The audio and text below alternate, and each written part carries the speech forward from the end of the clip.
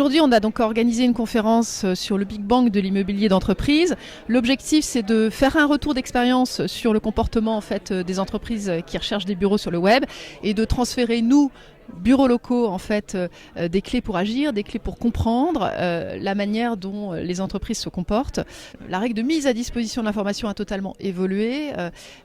L'info, elle doit être disponible, elle doit être complète et elle doit être, dans certains cas, interactive. Donc ceux qui ont la culture du secret, ils n'ont pas compris les règles du web. Et aujourd'hui, une annonce qui n'est pas complète, elle a un rendement qui est 3 fois inférieur à une annonce qui l'est. La plupart des bureaux dans lesquels évoluent nos entreprises sont obsolètes.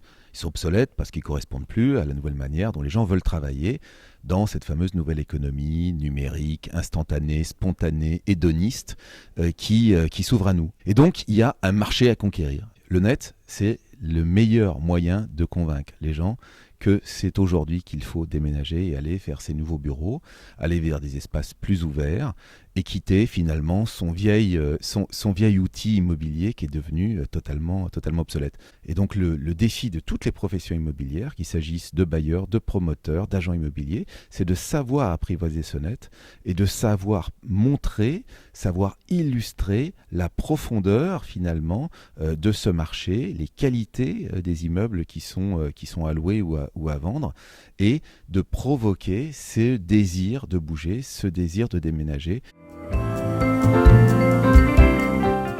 L'Iseo a fait le choix vraiment de l'innovation en mettant des outils innovants au service des utilisateurs, tels que la visite virtuelle, ce qui permet de gagner du temps à l'utilisateur en visitant depuis ses bureaux sa future implantation.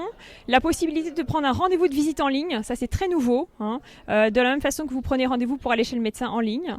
La possibilité de vous projeter dans l'espace tel qu'il sera rénové après les travaux, alors qu'aujourd'hui il est en état d'usage, avec une simulation virtuelle d'aménagement. Et puis également des space planning virtuels que l'on met en ligne et que l'on peut modifier comme on souhaite.